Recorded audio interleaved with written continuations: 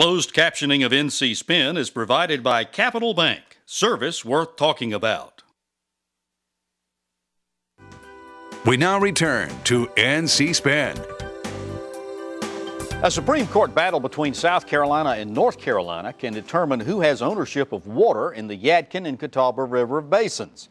After North Carolina announced plans to allow two cities to pump up to 10 million gallons a day of water from the Yadkin River, the Attorney General of South Carolina sued, saying that both the Yadkin and Catawba rivers flow into his state, and North Carolina doesn't have the right to hoard the water. The case only highlights increasing number of skirmishes between the states, between counties, even between corporations and governments. Question one to Dennis. We've been blessed with an ample supply of clean water from the 17 water basins in our state, but it's obvious that between recent droughts and growth, that's causing some problems. Some people say we need a comprehensive water plan. Do you agree? And if so, what should be included in it? I do agree. I think the water issue is going to be the burning issue for the next 25 years. And it's come to a head now in this lawsuit. Georgia is really ahead of us in this game. And I think you wrote an article laying out some things that I thought was very good in terms of the kind of comprehensive overall strategy and plan that we ought to be having for water usage.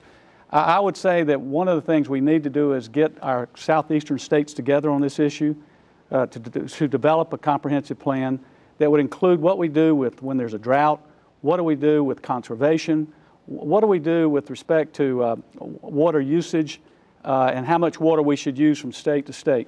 I think this is something that we need to get our arms around, and I would implore Governor Perdue to take the lead on this, because I think this is an issue that's really going to be facing the people as we face growth. I think Dennis raises a great point about having the Southeast come up with a plan as a whole so that we're not in bunker mentality and fighting with each other. That just seems like a huge waste of resources. All right, John, let's presume the U.S. Supreme Court comes down with a ruling saying in favor of South Carolina, saying North Carolina does not have the right to take all of the water upriver, and there has to be some sort of an apportionment process.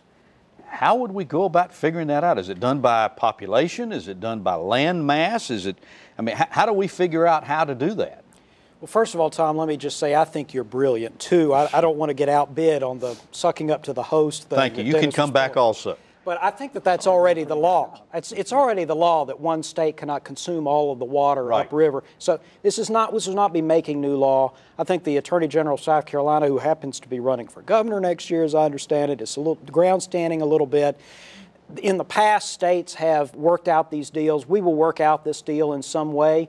The idea that people upriver can't take all the water from the people downriver is an idea that's several hundred years old.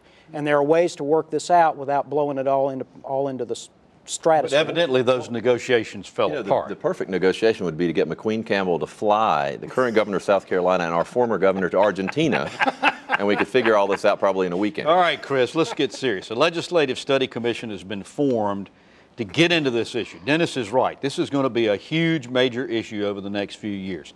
What should this legislative study commission be talking about? What could we hope would come out of there? Well, I think we need a comprehensive plan for North Carolina, which is something people in North Carolina can control. I wish we could have one in the Southeast. I'm not as optimistic as Ruth and Dennis that that's something we could actually figure out how to do, because states that don't have as much water, I just think it's going to be very hard to come up with limits and how we do things. Another thing we've talked about on the show, municipalities, I still think, this may, I guess I halfway agree with John, on the pricing of water. There should be some way that there's a base level that a family should, I don't think we should penalize a family who doesn't have a lot of money, but there's some level of water where there's a reasonable charge. When it starts getting above and beyond that, you should have to pay more for your water. I think that would be a huge advantage. Thank you for segueing into my next question. North Carolina has the largest number of independent water systems in the nation.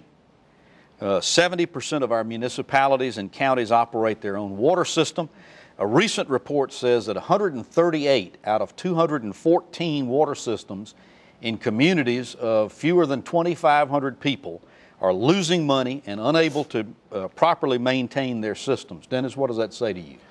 Well, it tells me that, well, it's very revealing, of course, but it tells me that we are so fragmented in our policy and we just don't have the comprehensive plan that we need. We have everybody doing their own thing. We don't have any kind of way of measuring the commodity of water.